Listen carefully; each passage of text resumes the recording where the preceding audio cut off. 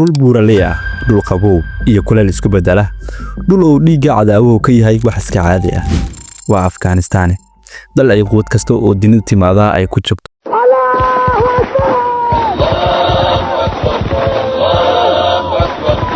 qarnigii 18aad boqor al-Shaah Durrani waxa uu ka dhisay halkan boqortooyo xoog leh oo caan ku ahayd dagaalka. Rag uu dhiig ka buuxo oo ku dhaatay in aysan cidna u jirin. hase yeeshee geesinimadaas waxa ay furtay albaabyo dagaal oo aan dhammaad lahayn. haddaba soo dhawaada saaxiibayaal, kuna soo dhawaada muuqaalkeena maanta, kaas oo aynu uga hadli doono taariikhda dagaaladii Afghanistaan. fadlan haddii ay tahay markaad ugu horeeyay inagu soo biir oo ka mid noqo asxaabtan ugu xiran si aysan ku dhaafin barnaamijyada aan halkan ku soo baahin. mahadsanid. sanadii 1839 Ingiriiska waxa uu ku yimid Afghanistaan dowlatus iyo kibir. waxa uu yiri waxa aan qabsanaynaa Kaabul si aan u xasilino Hindiya. laakiin Afgaaniyiintu waxa ay ku yiraahdeen waxaan dagaalamaynaa xataa haddii buur kasta ay gubato. habeen madow ciidankii Ingiriiska ayaa lagu go'doomiyay Khaybar Pass.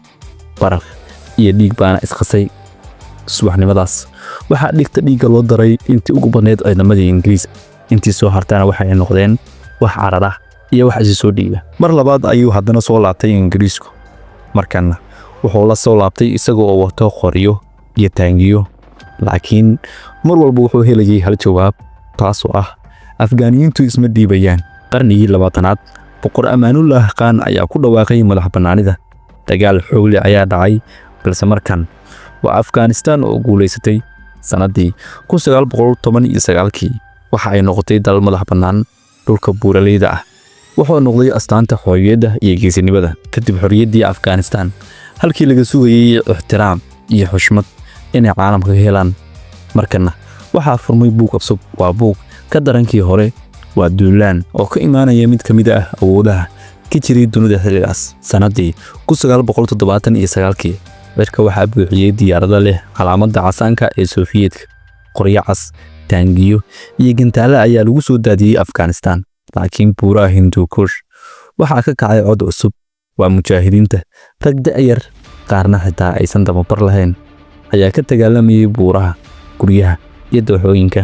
waxay haysteen hal hub oo keliya, kaasoo ahaa rumaysnaan iyo geesinimo.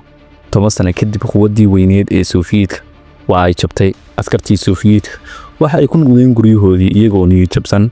qaar kalena ayba uga soo tageen goobihii dagaalka iyagoo og in Afghanistaan lagu qabsan karin awood. laakiin guushaas waxa ay dhalisay dagaal kale. kooxihii isku garabka ahay oo la dagaalamayay Soofiyeedka ayaa markan isku soo jeestay. mid walbana wuxuu doonayay inuu noqdo madax. Kaabul waa la burburiyay. dadkii rayidka ahaana dhibaato badan ayaa soo gaartay. dhulkii xorriyadda markan waxa uu noqday meel dambaas ah. guryihii waa ay gubteen, dadkuna way barakaceen.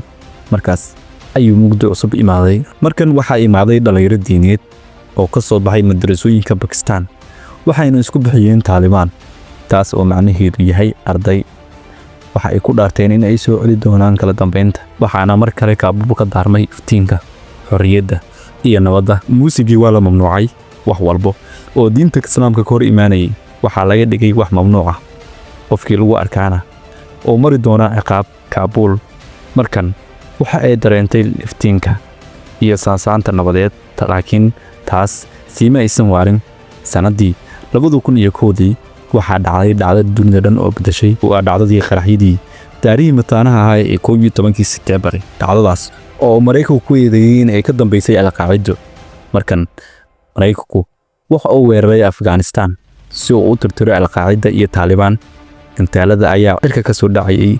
magaalooyinka dhan ayaa noqday dambaas. Taliban waa la tuuray. markana waxaa la dhisay dowlad cusub. laakiin buurihii Afghanistaan mar kale waxa ay noqdeen hoy dagaal. 20 sano oo dagaal ah, kumanaan dhimasho ah, kumanaan barakac ah.